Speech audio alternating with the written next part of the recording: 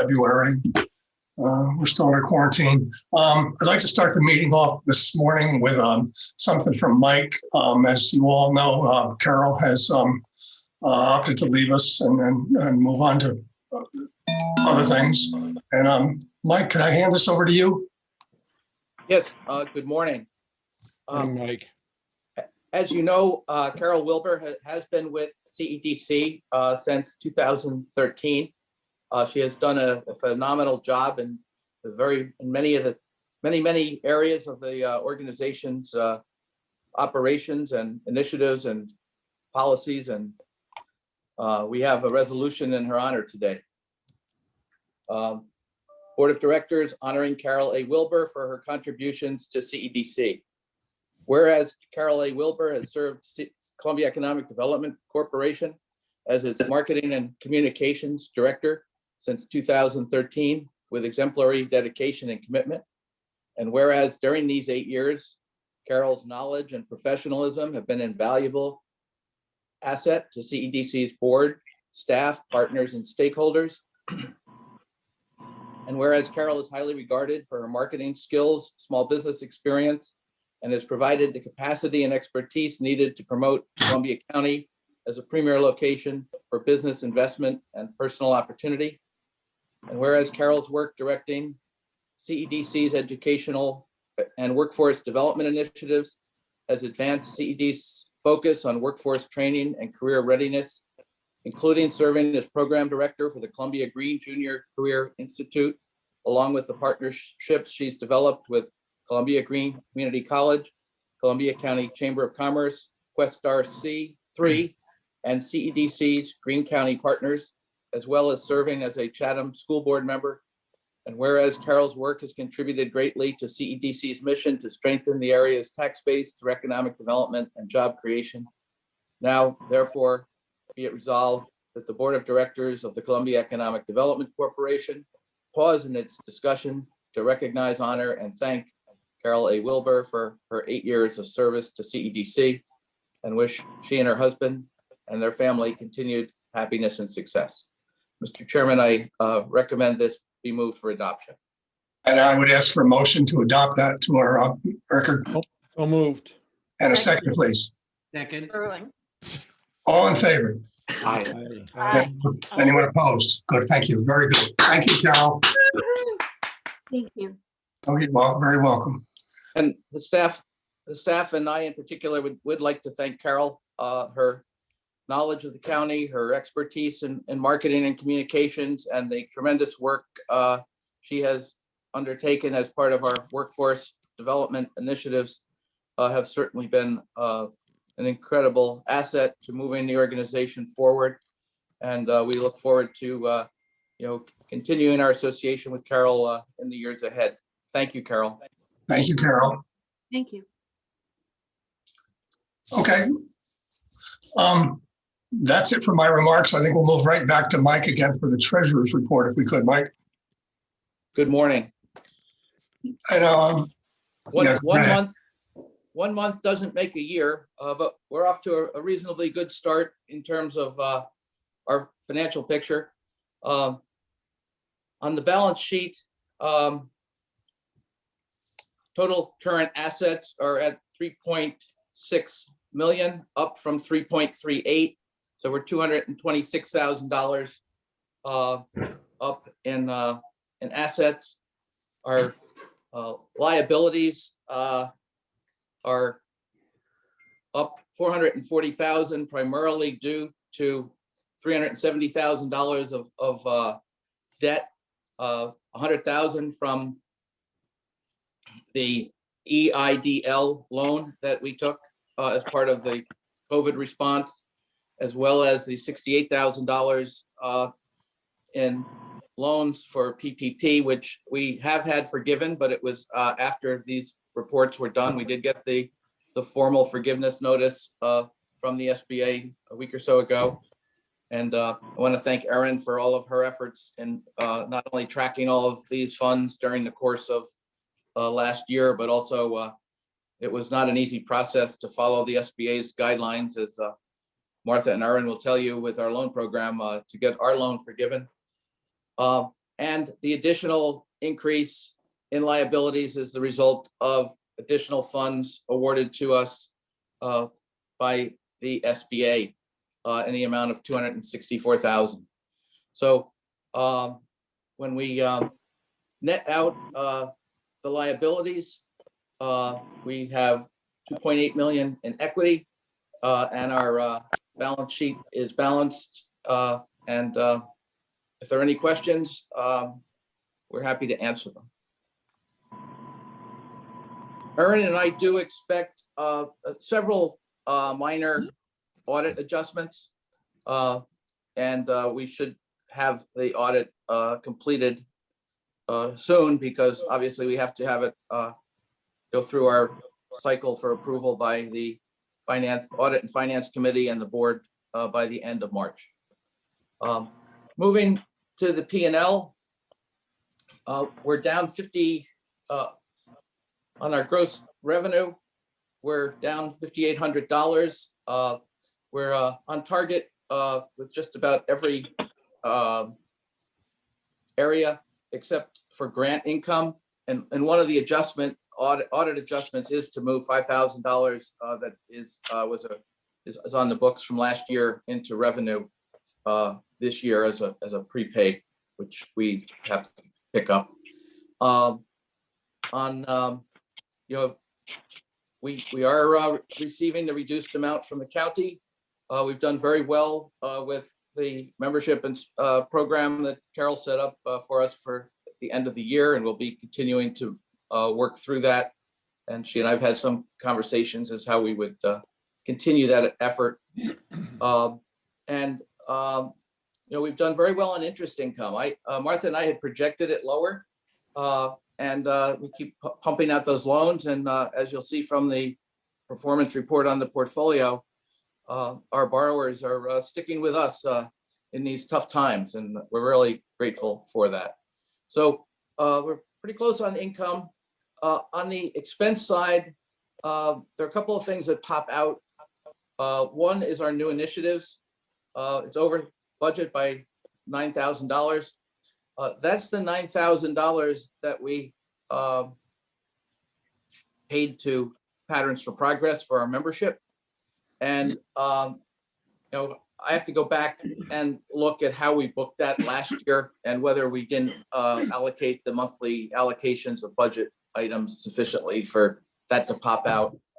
Our office expenses are up, as you'll see, $3,700. That includes $2,500 that I had not anticipated with respect to our down home SBA software package. And I believe we pay it annually, but it kind of jumped out at us, and I have to go back and see whether we didn't pay it in January last year, so I didn't include it in the budget. And then we also, under office expense, have dues and subscriptions of $44.37, and we had only budgeted $4. That's just a timing issue.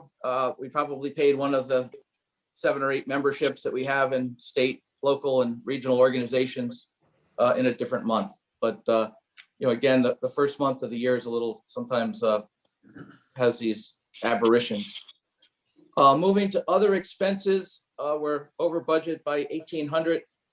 You'll recall that we had approved at the board last month a $2,250 payment to Kaiser Realty in connection with the Commerce Park, and that was not budgeted. But good news is we're only $1,800 under budget, not $22,500, so, or $22,50. So hopefully that will level itself out over time. And finally, under PR, public relations, it shows a $5,000 payment, putting us $3,500 over budget. That's our annual contribution to the Columbia County Chamber of Commerce. And again, if we had allocated more of the 1/12 annual budget for the month of January, it wouldn't appear as being over budget. So we are $8,900 loss, and 5,000 of that will come back with the audit adjustment. And so we're pretty close to where we should be. And, we're watching these early budget categories as to be sure we're not kidding ourselves that it's because of timing. And we'll, hopefully it will level out as we go forward. Are there any questions? Thank you, Mike. We need to approve that. Could I get a motion? Motion to approve. Lepin, second. All in favor? Aye. Aye. Opposed? Motion's carried. You want to do your president and CEO report, Mike, or? Yes, thank you. You'll recall at our last meeting, we approved the application for a second PPP loan. We are working through that with KeyBank. The White House yesterday set up a time period for 2 weeks, beginning tomorrow, for businesses under 20 people. I guess some of the processing got backlogged with larger companies, so we do expect that process to continue. I would like to recommend that upon receipt of that loan and the signing of the paperwork, that I be authorized to repay the $100,000 EIDL loan. As you'll recall, we took that last year as a safety net, and not knowing that there would be a PPP2. And I think that once we receive the PPP2, which Matt Vanderbeck and I worked on to ensure that we qualified and submitted it to KeyBank, that we would be in a situation where that other loan should go back to the government to help other people. And so if the board would entertain a motion for that, to that effect. Could I get a motion on it, or is there any discussion on it before? Motion? Lepin, motion to approve, including the repaying of the EIDL loan. With a PPP funding. With Second, please. when received. Sterling, second. All in favor? Aye. Anyone opposed? Motion's carried. Thank you, Mike. Thank you. It's been a very busy first month of the year. We are continuing to work on a number of projects. Last night, I was pleased to participate and speak on behalf of the Shaker Museum before the Village of Chatham Planning Board, which unanimously approved their project. It's going to be an $8 million project in the Village of Chatham. They worked very carefully with the planning board, and it demonstrates that you can, if you approach project development right, get something approved. I was a little taken back when they introduced the resolution, and it was a 2019 resolution package that had been, so it took a year and a half to get it through. But we also have good news. You'll recall maybe a year ago, we had a visit from representatives of Transco, the company that is planning to build a power line from Rensselaer County down to the New York City area, and it goes through Columbia County. At that time, they had asked us for a letter of support. We were a little skittish about letters of support at that time, and we had great confidence that they would get their approval. But the New York State Public Service Commission granted their Article 7 certificate and approved their Phase 1 environmental construction plan for the first phase of construction about a week ago. They are our neighbors at 1 Hudson City Center, and we have a good water cooler relationship with them, and they are grateful for our behind the scenes support.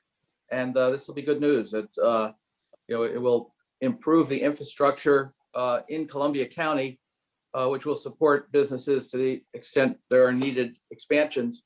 And in the process, it also helps get power downstate, which is badly needed, as you know. So this was a good initiative. We're still in discussions with a variety of people in connection with the old ShopRite. I'm working closely with the Texas company that wants to build a snack dry goods warehouse in the Commerce Park.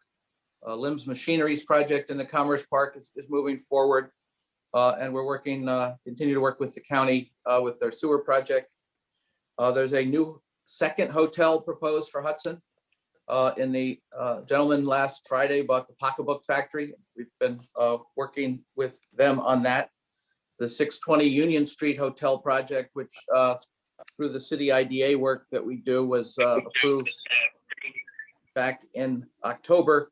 They are now interested in closing by the end of the first quarter and have triggered the legal teams on both sides to get documents. We will get a percentage of their first fee out of that.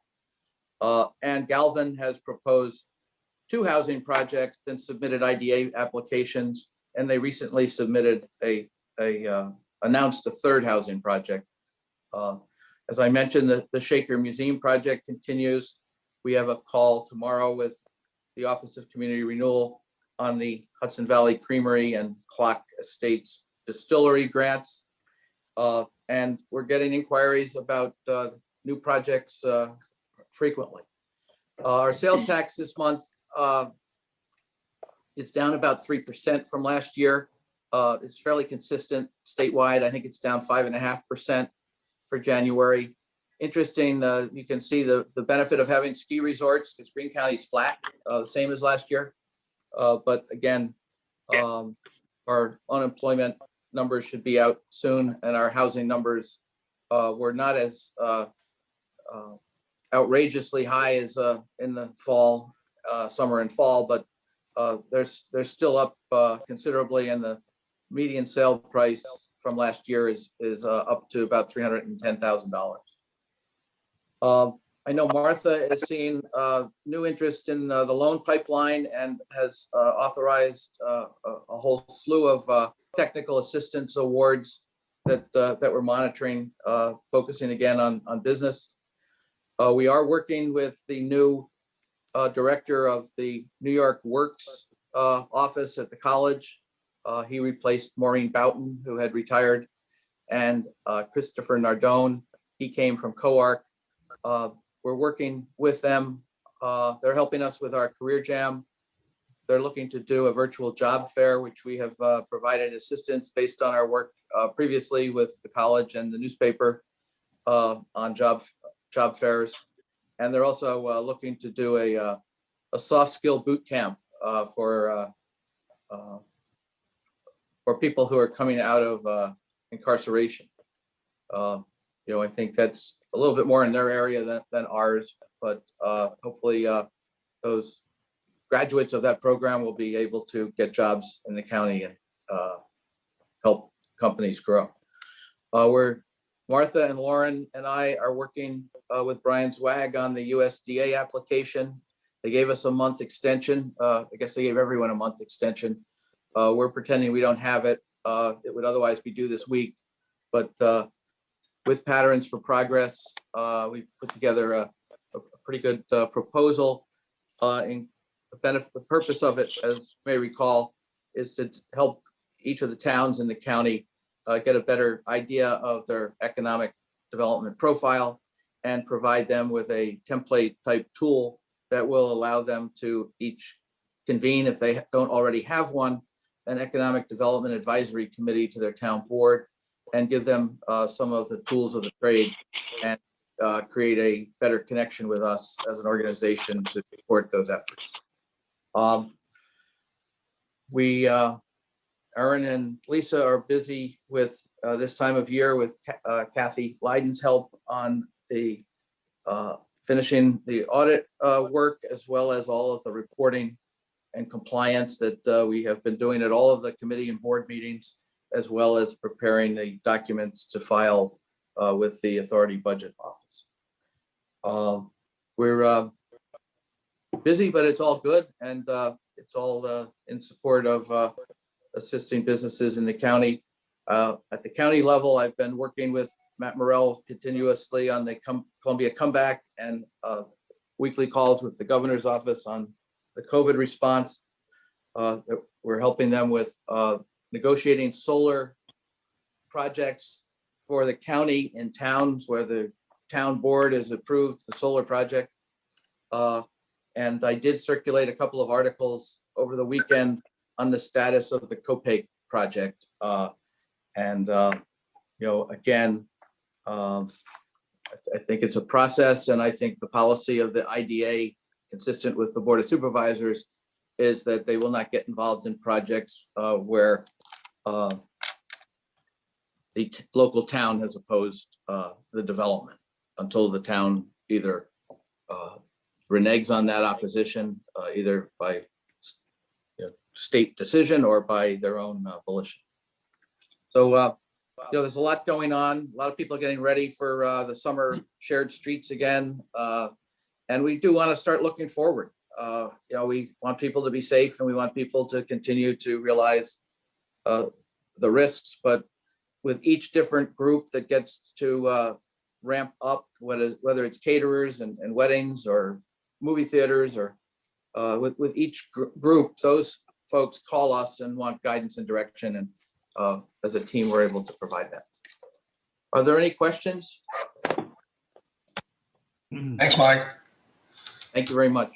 Let's hope this COVID thing starts to wind down this year and we can spend less time on trying to help businesses survive and more time on helping them get themselves established and grow.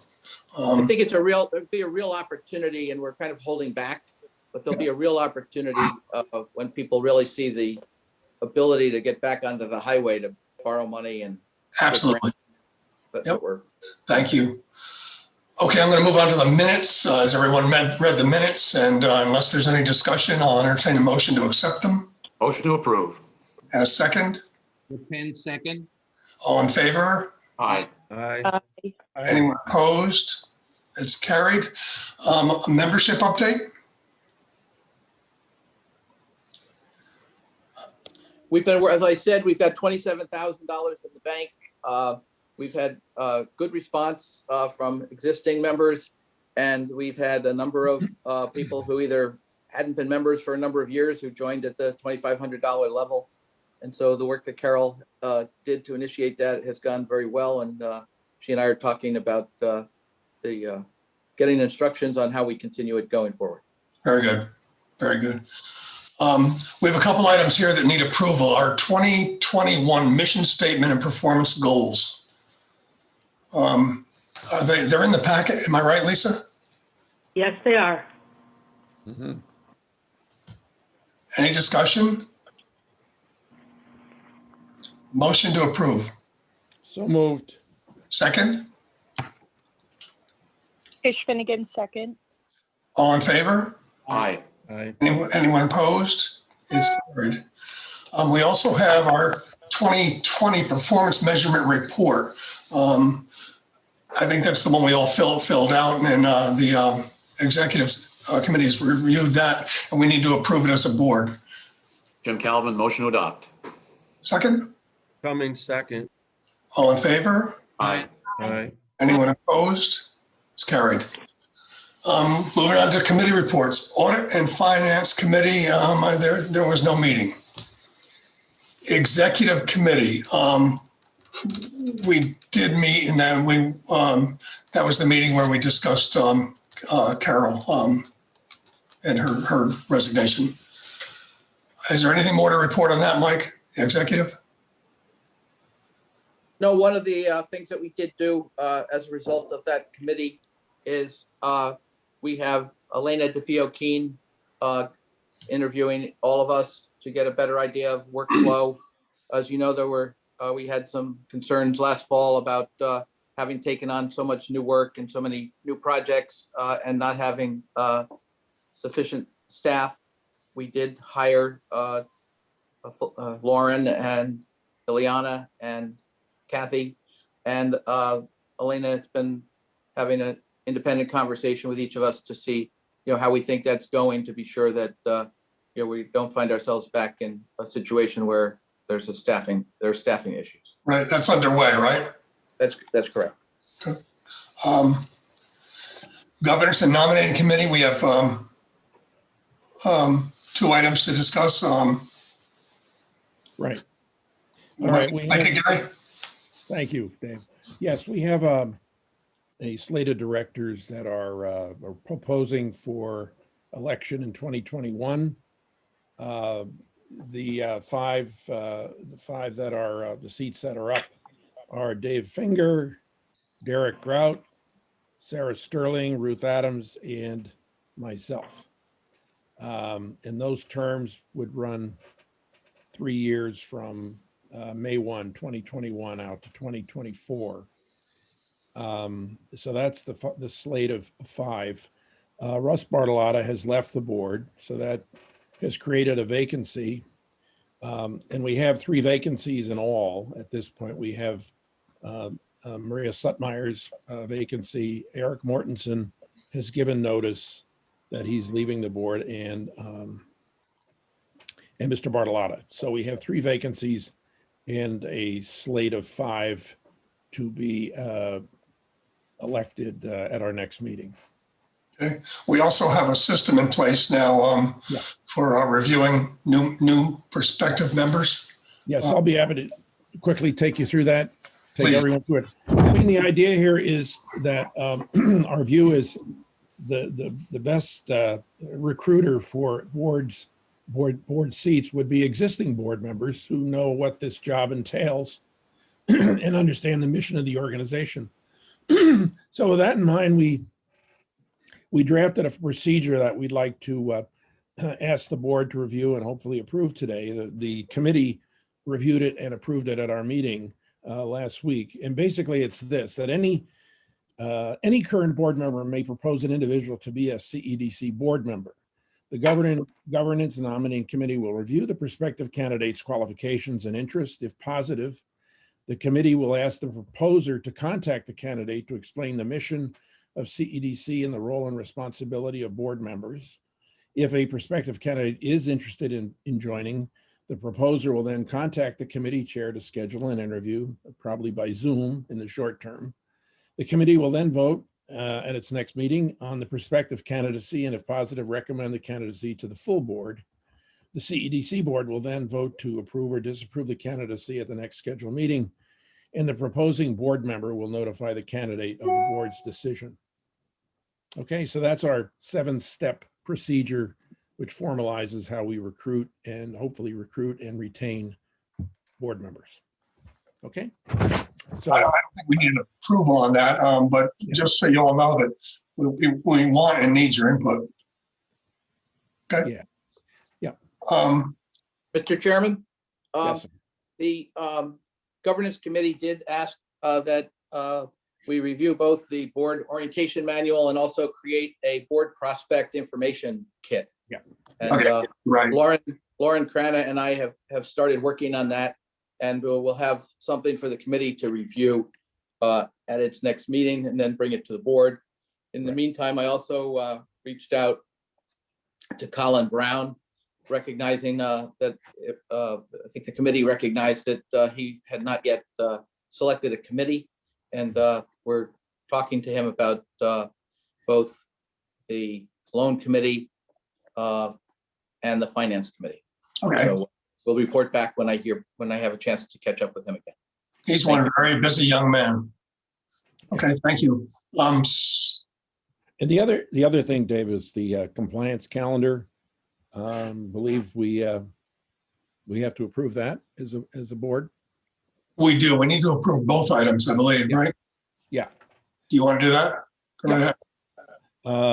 The 2 items being the slate and the compliance calendar. So for the slate of directors, we agreed need a motion to accept the slate as proposed. Calvin, so moved. Thank you, Jim. And second, Second, thank you. Any opposed? Carried. All right, the 2021 compliance calendar, and I assume this was in the board packet that went around, Lisa? It should be in there. Yeah, okay, so in February, the activity for the board is to review the mission statement and measurements report for changes, the board and committee self-evaluation summary review, and required documents presented to the board and committees for review. That is the activity for under the compliance calendar for this month. And of course, there's other deadlines and activities coming for the rest of the year. So we need a motion to accept that calendar as proposed. Anyone? So moved. Thank you, Rick. Do I have a second? Dave? Discussion? All in favor? Aye. Opposed? Aye. Carried. Okay, I think that's it. Thanks, Gary, very much. Oh, I lost my place here. Loan committee. Martha, Thank you, Dave. We have been busy with both loans and technical assistance. 2 loans closed in February. Those were Hudson Roastery and Wild Hudson. Those were both approved by the full board last month. We also had a loan approved this month in February by the loan committee, and that is Bodega Aguila Real. That doesn't need approval from the full board because it was under $20,000. And we've been working on the portfolio. We had a couple of people who were in arrears, as you'll see on the report in front of you.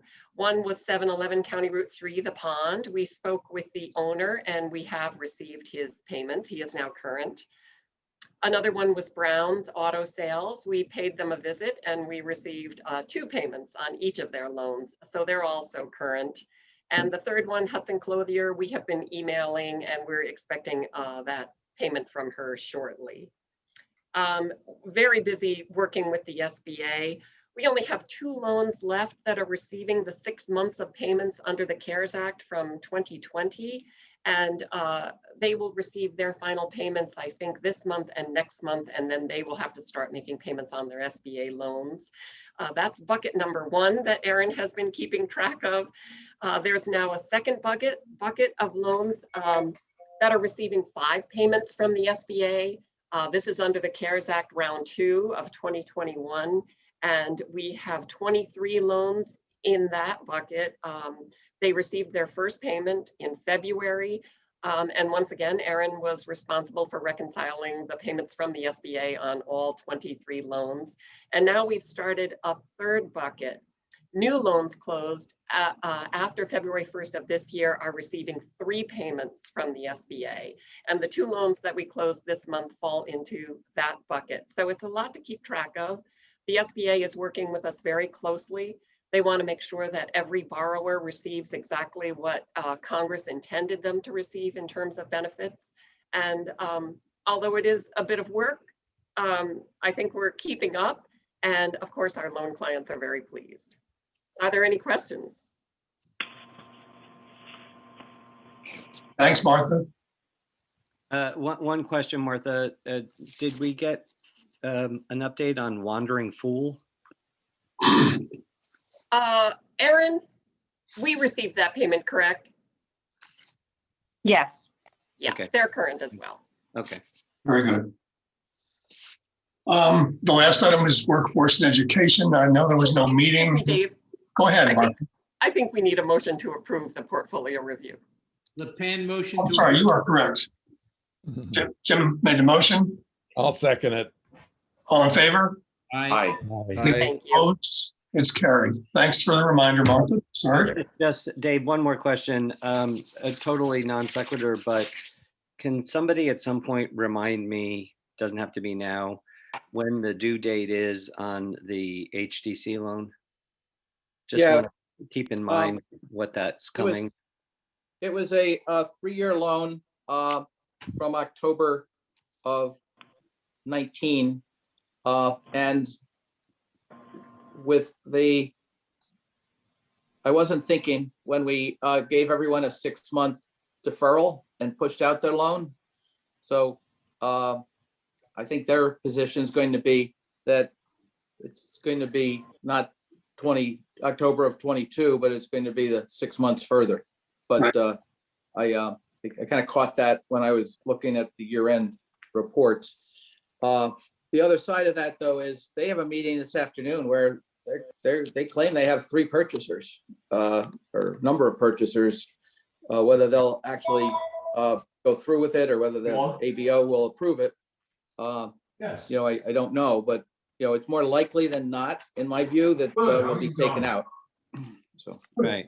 Okay. Well, I Yeah. couldn't remember the date. That's all. The deal included a funding of interest, so maybe we don't have to defer the payment.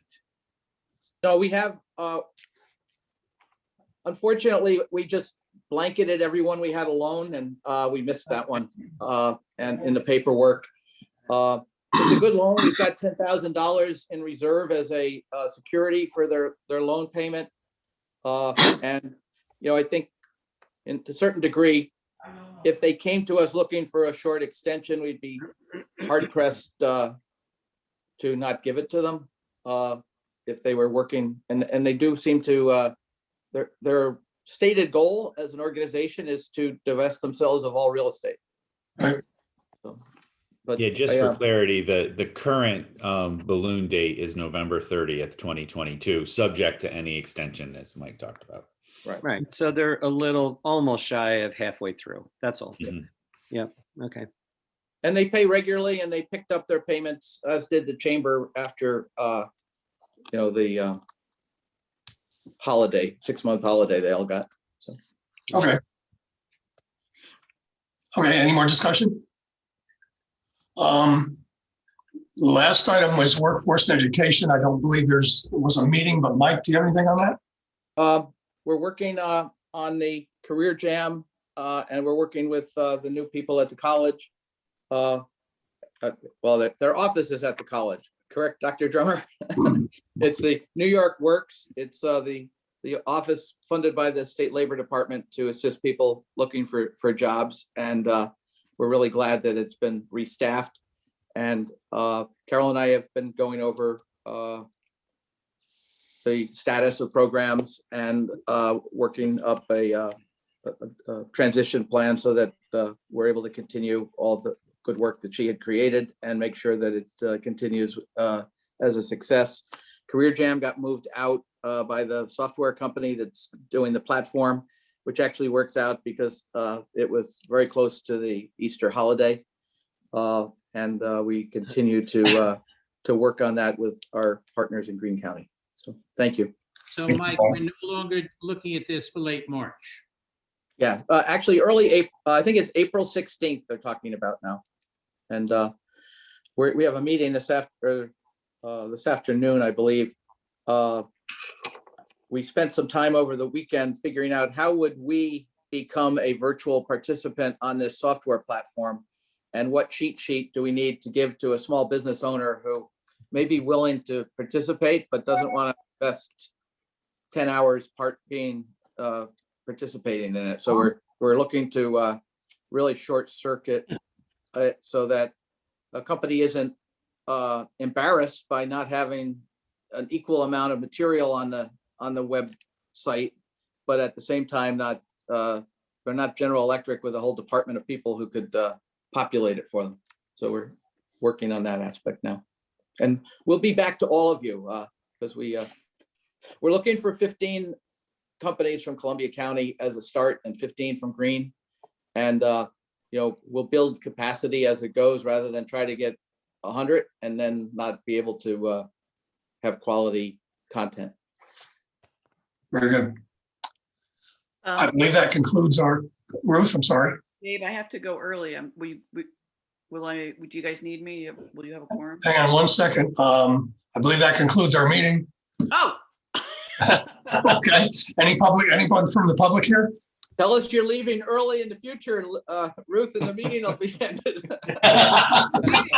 Shortest meeting ever. It's perfect timing. That'll cut me off. Motion to adjourn. So moved. Second. See you all next month. Bye. Thank you. Thank you, everyone. Bye. Okay. Bye, Carol.